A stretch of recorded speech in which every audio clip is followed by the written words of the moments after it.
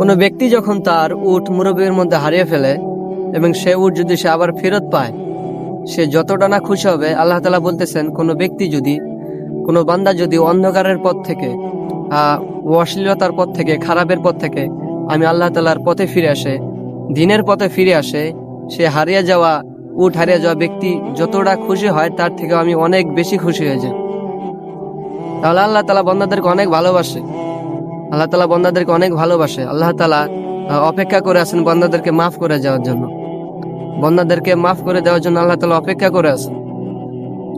দেখবেন কোন পিতামাতা যখন সন্তান জন্ম দেয় এবং পরবর্তীতে সে সন্তান যখন পিতামাতার কথা শোনে না, পিতামাতার সাথে খারাপ আচরণ করে, বেয়াদবি করে, তো পিতামাতা কিন্তু ওই সন্তানকে ফেলে দেয় না। পিতামাতা ওই সন্তানকে ফেলে দেয় না, তাকে কাছে টেনে না, তাকে আদর করে।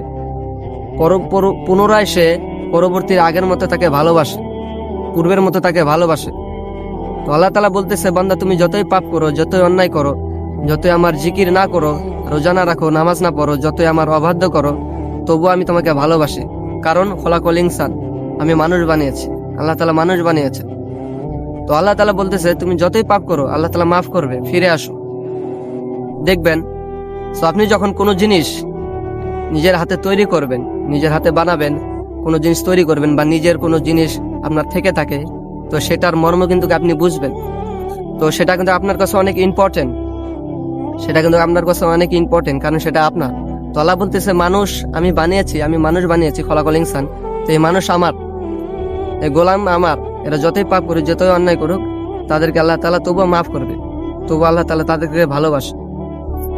সো সেম ভাবে আল্লাহ তাআলাকে কিন্তু আমাদেরকে ভালোবাসতে হবে। আল্লাহ তাআলা আমাদেরকে ভালোবাসেন, সো সেম ভাবে আল্লাহ তাআলাকে আমাদেরকে ভালোবাসতে হবে। আল্লাহ তাআলা ইবাদত করতে হবে। ফজর আজান দিয়ে দেয়, নামাজের খবর নাই। জোহর আজান দিয়ে দেয়, নামাজের খবর নাই। তো যখন ফজর আজান দেয় বা কখন যে কোনো সময় যখন আজান দেয়, আপনি যখন নামাজ পড়েন না, আল্লাহ তাআলা ইবাদতের দিকে যান না, আল্লাহর দিকে, রাস্তার দিকে যান না, ফেরেশতারা আল্লাহ তাআলাকে বলে, আল্লাহ পানি বন্ধ করে দেই, তার রিজিক বন্ধ করে দেই, তার নিঃশ্বাস বন্ধ করে দেই। আল্লাহ তাআলা বলে, দাঁড়াও ফেরেশতারা, দাঁড়াও, তার খাবার বন্ধ করে দেও না, নিঃশ্বাস বন্ধ করে দেও না। সে ফজর নামাজ পড়ে না, সে হয়তো জহরে পড়বে।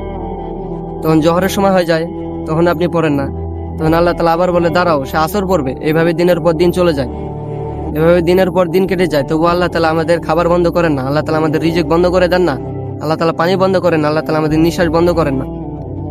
আল্লাহ তাআলা অনেক ভালোবাসেন আমাদের। আল্লাহ তাআলা আমাদেরকে মাফ করার জন্য অপেক্ষা করে আছে। আমরা কখন তওবা করব, কখন তিনার কাছে ফিরে যাব, এই অপেক্ষায়, এই আশায় আল্লাহ তাআলা বসে আছে। তো ভাইরা আমার, আমরা আল্লাহর কাছে, আল্লাহর দিকে ফিরে যাব।